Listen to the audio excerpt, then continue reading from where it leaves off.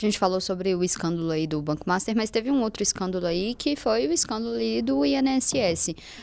Há críticas, né, sobre possíveis tentativas aí de blindagem da CPMI, do INSS. Como que o senhor enxerga essa condução da comissão e o papel também dos partidos, né, nesse processo? Agora virou um tiroteio, né? Há algumas pessoas sérias conduzindo isso, a ponto de objetivamente você já ter tido gente do governo federal pega nessa história.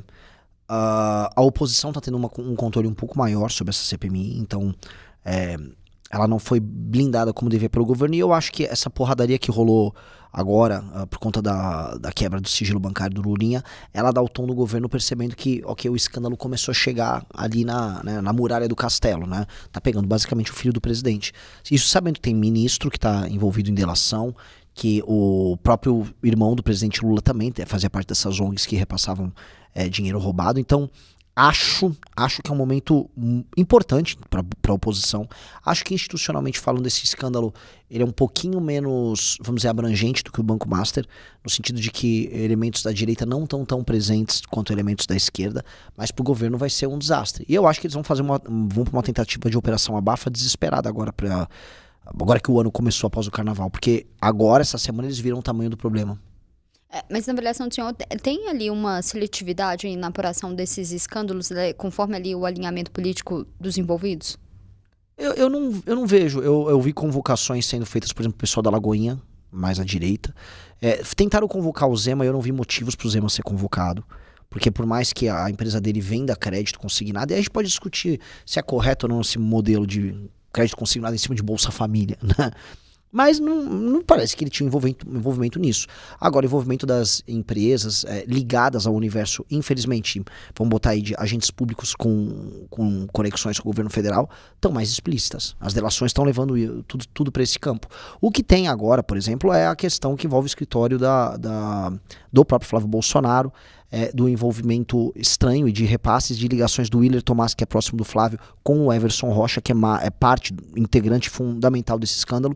E talvez isso comece a chegar no Flávio também. Esses são os elementos que vai começar a buscar o Flávio. E eu acho que vale notar o seguinte ponto. Começaram a falar desse escritório do Flávio, nesse escândalo, logo após o filho do Lula ter sido colocado e logo após sair essa última pesquisa. Como a gente sabe, o Lula e o PT estavam pensando em bater no Flávio lá para maio, quando tivesse certo que o Flávio seria candidato. Eles querem o Flávio como candidato porque o Flávio tem uma rejeição alta. E iam deixar a porradaria para comer depois. Agora, eles estão antecipando a porradaria. Então a gente vai começar a ver, vamos dizer, esse escândalo indo também para a direita. Falando um pouco sobre agora a eleição, mas falando um pouco mais aqui de Minas Gerais, a gente tem um cenário um pouco indefinido. E falando de indefinição, tem um senador, Rodrigo Pacheco, que não se coloca ainda como um pré-candidato ao governo de Minas, e o presidente Lula fazendo apelos para que ele seja. Como que o senhor avalia essa indefinição do senador Rodrigo Pacheco? Eu acho, assim, aqui em Minas o jogo tá muito indefinido. Eu tô rodando o Brasil, aqui é um dos cenários mais complicados de analisar. É um monte de candidato, é um monte de pretenso candidato. O Cleitinho é ou não é candidato, o Pacheco é ou não é o candidato. Acho que a gente tem certeza que o Matheus Simões é candidato, mas num arranjo que ele foi emprestado pro PSD pelo Novo, em nome de um possível apoio mútuo que eles poderiam fazer em diversos estados em cenário nacional. Ou seja, é um cenário muito complicado, envolve ainda como é que eles vão se relacionar com o PL. Cleitinho já correu para declarar apoio pro Flávio Bolsonaro, mas o PL não vai apoiar o Cleitinho. É um desenho maluco. Eu não sei se o Pacheco firma a candidatura ou não. Eu não sei como é que isso interfere na questão do Matheus Simões. Eu acho que o cenário aqui tá mais fácil a gente falar com a mãe de Iná e tentar jogar pros búzios aí, ou jogar na sorte, do que qualquer outra coisa. O senhor não acredita que o PL poderia apoiar o Cleitinho, então? Eu não acho que não faz sentido pro PL apoiar o Cleitinho. Por quê? Porque o Cleitinho, no fim do dia, vai tomar posições ao longo do ano e da pré-candidatura dele que vão ser conflitantes com as posições deles. E o próprio eleitor vai ficar confuso com isso. O Cleitinho, vamos lembrar, ele tem apelo de um eleitor de esquerda. E aqui eles vão precisar levar todos os eleitores à direita. Então vai ser uma confusão bem grande. E o Cleitinho não seria um grande aliado nisso. Porque Minas Gerais é um estado que decide eleições. Então o PL precisaria de um candidato que apoiasse eles integralmente aqui para levar o maior número de votos possíveis. O Cleitinho é um candidato que, eu volto a falar, ele tem apelo também com a base do Lula. O senhor falou de indefinição, e a gente tem toda essa questão também da direita tá dividida. Cleitinho e Matheus Simões não tem uma definição se eles vão caminhar junto ou não. juntos ou não. Na avaliação do senhor, essa fragmentação pode comprometer aí o desempenho do campo conservador?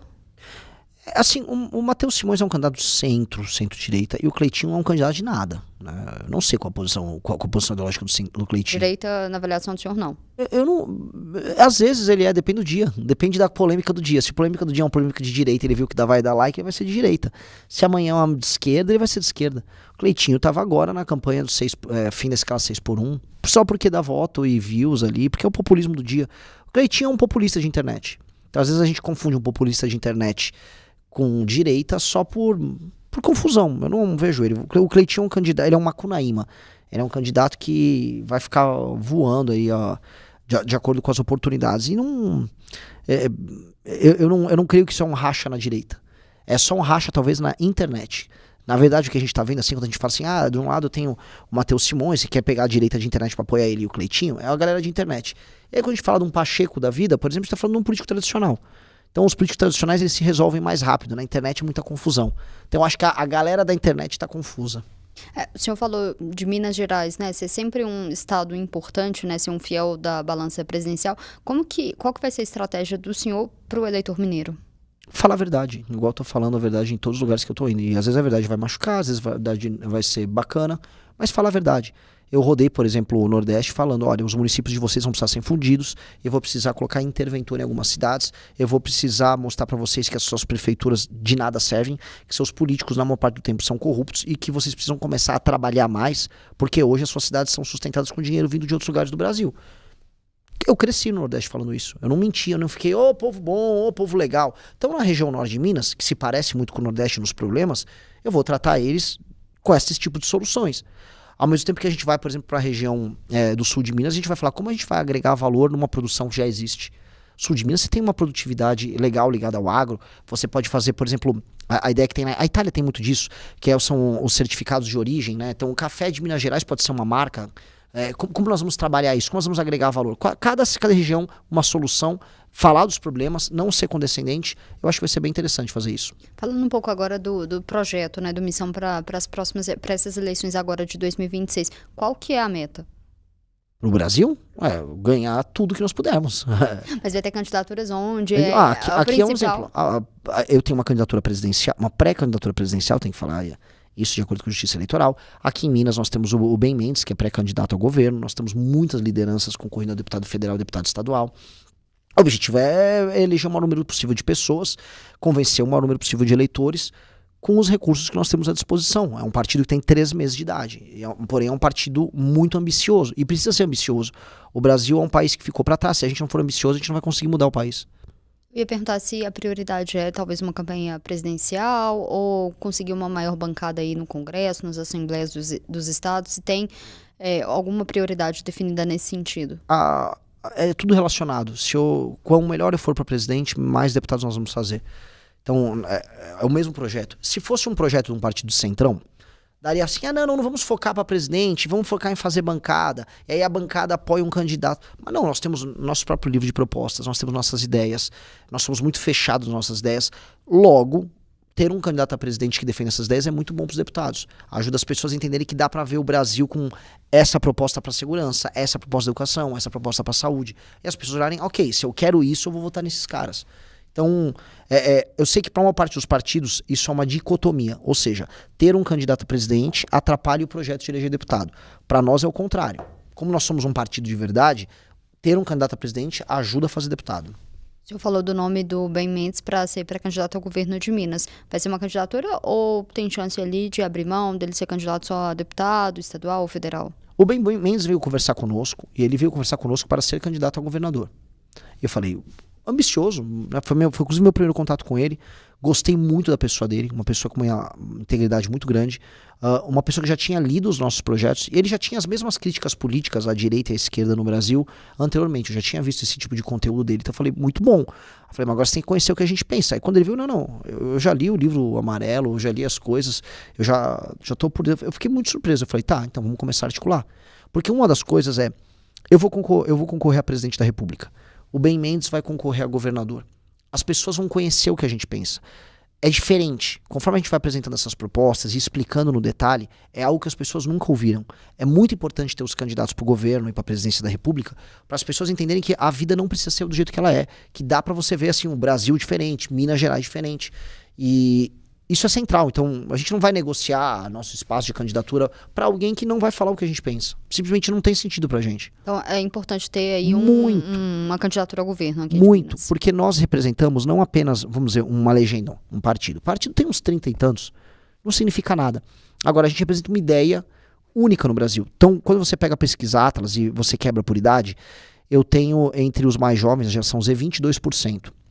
Quando você pega homens da geração Z, isso aí vai para quase 34%. Ou seja, dos jovens ali de 16 a 25 anos de idade, nós somos, entre os meninos, praticamente 1/3 do Brasil. Entre meninos e meninas, nós somos aí um pouco mais do que 1/5 do Brasil já, com um cara que não é tão conhecido ainda. O que eu quero dizer com isso? Claramente, a gente está representando uma nova forma de pensar a política. Se isso não estiver presente nos debates, para que eu montei um partido? Eu vou frustrar essas pessoas, então eu preciso estar presente nos debates, eu preciso ter os candidatos, e esses candidatos têm que vir da base. Eu não vou chamar um politicão já pronto, não vamos fazer esse cálculo. Se a gente acredita nas nossas ideias, a gente tem que botar pessoas para defender as nossas ideias. Então tem que ter candidato.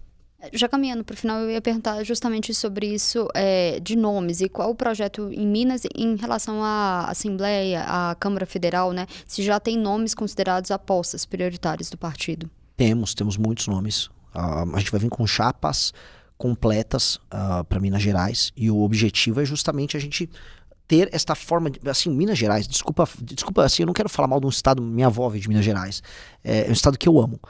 Minas Gerais está muito mal representada. Para onde eu olho, Minas Gerais está mal. Assim, vocês têm discussões que envolvam o Cleitinho, é assustador. A gente estava falando agora, antes de começar, junto com a nossa equipe, assim, discussões de Bruno Engler. Pelo amor de Deus, galera, sabe? Aí quando eu vou pra André Janones, o que tá acontecendo com Minas Gerais, sabe? Minas Gerais sempre influenciou os outros estados em termos políticos, então eu tenho que trazer pessoas muito boas. Então quando eu falo do Pedro, que é lá de Betim, um trabalho monumental, um trabalho de política local monumental. A gente tem vereadores, como a gente trouxe o Israel Russo, a Luana de Chapada Gaúcha, o Caio de Itaúna. Mas a maioria não tem um cargo político, ou tem, ou não necessariamente? Um ou outro é vereador e migrou para o partido, mas já defendia as nossas ideias, mas a maior parte está concorrendo para a primeira eleição.